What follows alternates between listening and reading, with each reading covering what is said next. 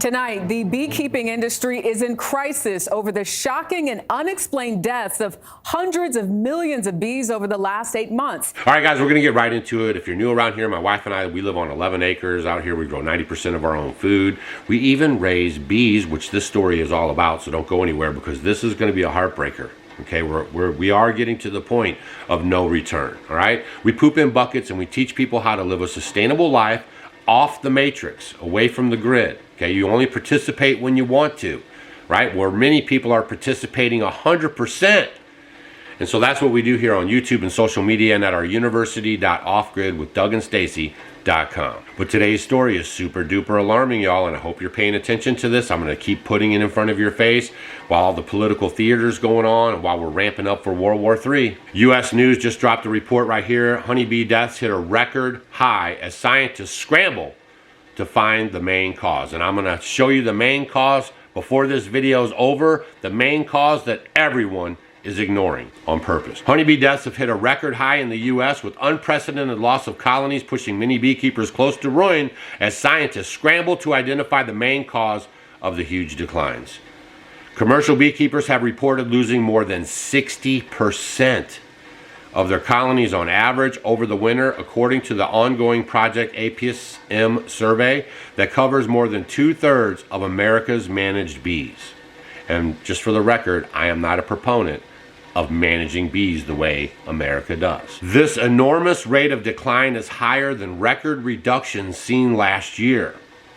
And it's on track to be the biggest loss of honeybee colonies in U.S. history, according to Scott McArt, the associated professor at etymology at Cornell University. And now you know this is becoming a problem because they're going to slip this into the mainstream media as well, so they could get the word out to everybody. So when your food production is really bad, they're going to circle back to this and blame it on the bees and this mysterious thing going on. Here it is.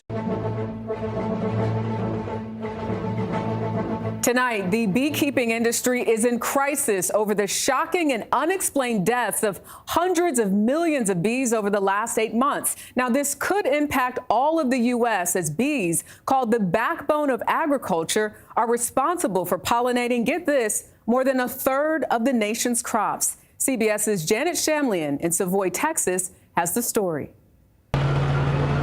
This is what an unfolding disaster looks like in the U.S. beekeeping industry. Each of these hives can hold as many as 80,000 bees, but for reasons no one can pinpoint, the bees in all these hives and tens of thousands more have turned up dead. Have you ever seen it this bad? Never, not even close. The data is showing us that this is the worst bee loss in recorded history. Blake Shook is one of the nation's top beekeepers. He owns Desert Creek Honey and several other beekeeping businesses. If this is a multi-year thing, it'll change the way we consume food in the United States. That's a pretty significant statement. It's huge. It's huge. I mean, if we lose 80% of our bees every year, the industry cannot survive, which means we cannot pollinate at the scale that we need to produce food in the United States. Bees play a critical role in U.S. food production. In addition to making honey, they pollinate 75% of the fruits, nuts, and vegetables grown in the U.S. That's $15 billion worth of crops. So what's causing the deaths, and why now? So these are dead bees in there, and they have always an identifier for a project. Juliana Rangel studies them at Texas A&M University. One potential explanation is that over the last few years, we've seen some locations across the U.S. that have had lower forage available for bees. So when they're supposed to be blooming, let's say in April, they're blooming either earlier in the year or later in the year. And so we have these food deserts basically in the summer and fall that the bees sometimes cannot withstand.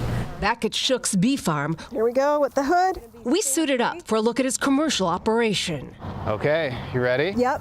All right, the first thing we do is smoke the entrance, and that calms the bees down.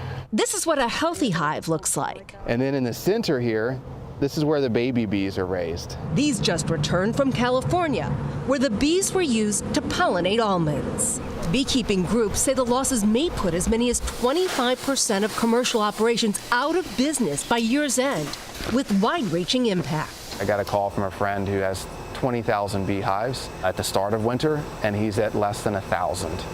And he said, this is it. I'm done. And I've had far too many of those calls in the past weeks. It's not just a beekeeper issue, this is a national food security issue. An industry reeling amid a troubling trend. Janet Shamlian, CBS News, Savoy, Texas. Here's another story from Fox 8 out of Oregon. Portland, Oregon losses of commercial honeybee colonies are projected to be the highest on record in the last decade, according to Washington State University scientists. In a press release, university scientists said the colonies could decline by up to 70% this year, while average losses have typically been around 50% annual. As well as all the varroa mite treatment and everything else that they put on bees, all these pharma chemicals that they're putting on the bees. But the biggest problem is going to be talked about here in just a second. Explained in an earlier video about all the spraying that's going on in our skies. Don't look up, right? Because they don't want you to pay attention to these things. They want to keep you focused on your TV, on your political theater, on Donald J. Trump, on Elon Musk, and all the damage being done to Tesla dealers. Everything is about nothing. Right? That's just like school. They teach you everything about nothing. All that stuff has absolutely nothing. And actually, did you guys even know that Congress just, convened, broke for a recess, for a break, after doing no bills, after doing no votes, and after doing nothing? Okay, so all you guys are getting are these executive orders, which is low-hanging fruit, just to kind of keep you complacent while the plan marches on. So here's Doug Mastriano. He's actually a member of Congress putting up a tweet like this, talking about the chemtrails that they're spraying in the sky more and more and more and more every single day. We've been out here for 16 years. We keep our eyes on the skies. And ever since COVID, honestly, but the last several years, like 3-4 years, they have literally been bombarding us with this stuff. It's no secret that one of the things that they're spraying up there is aluminum. Please do your homework and look into how aluminum affects your brain, how aluminum affects everything. Here is an actual news article about aluminum toxicity in the soil. How did we get aluminum toxicity in the soil? There's another one. Aluminum concentrations exceed thresholds for aquatic health in Nova Scotian rivers, even during conditions of high dissolved organic carbon and low flow. So it's like, wow, where's all this stuff coming from, they're saying, right? It's totally abnormal. All right, so what I'm showing you guys right now is a letter from the American Bee Federation and Honeybee Health Coalition and that Project APIS-M. Survey reveals over 1.1 million honeybee colonies lost, raising alarm for pollination and agriculture. Salt Lake City, Utah, February 20th, 2025, a nationwide survey of beekeepers has released a catastrophic honeybee colony losses across the United States, with commercial operations reporting an average loss of 62% between June 2024 and February 2025. These alarming losses, which surpass historical trends, could significantly impact U.S. agriculture, particularly crop pollination for almonds, fruits, vegetables, and other essential food sources. You guys have to be able to connect these dots. The only reason why they're ramping up the sprays in the skies is because they're after the food production. They're after the water. They want to pollute everything, so you have to go to man. That you cannot rely on the Most High's design anymore. That you have to go to man. You have to buy man's products. This has been the play ever since the Rockefellers and the Rothschilds. Go look it up. They took away the homeopathic medicines and introduced the pharmaceuticals with petroleum. And we've been sicker and sicker and sicker. Rockefeller actually bought the American Cancer Institute. So all this time you guys are sending money to the American Cancer Institute. All you're doing is lining the elitist pockets. And they're never going to give you the cure. They're taking out the honeybees. They're taking out the pollinators. I was just watching some wasps. Watch the wasps, okay? These are the canary in the coal mines. I was telling Stacy, and I was actually talking to some friends, and I was like, man, are you guys noticing these wasps? It's like 70 degrees outside. They're very lethargic. They're like falling and then falling straight down. They're flying very short distances. They're landing on the cars, the windows. They're very slow. Right? And I don't know if that's anything, if that's just, maybe it's just coming out of winter. I don't think so. Trees are dying from the top down. There's a lot of weird stuff going on. Okay, the weather changes. One day you're 70, the next day you're 30. One day you're 80, and the next day you have snow. That messes up the natural flow. That messes up the natural order, okay? And it's going to cause problems with the buds of the plants that produce the food, because when they come out and they think it's springtime and it's warm enough, and then the weather changes just so dramatically, right? And we know why from spraying. There are actually patents that control the weather. We've talked about this on our channel. And then they freeze the buds that produce the fruit, and then you have lower fruit production. Here's a guy who's like a 4th generation orange citrus farmer in Florida, and he's losing his grove very fast. I just want to keep this on your radar, okay? They're not telling you you're going to eat bugs and that food's going to be grown indoors and that, you know, all these, you know, different food items are coming your way, okay? Because they know, because it's their plan. I know this stuff sounds so outrageous, but the proof is in the pudding. And on the daily, we've been reporting this stuff for the last 2 years, okay? And what's going to happen now is we're just going to get to critical mass. We're going to get to the point where it's going to be too hard to dig out of that stuff, all right?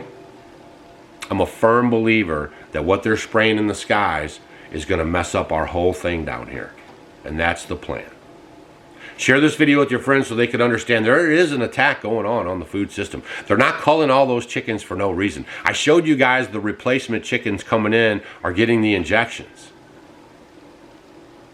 Some of the hatcheries will not even be honest with you about the injections. So you're going to have to do your homework.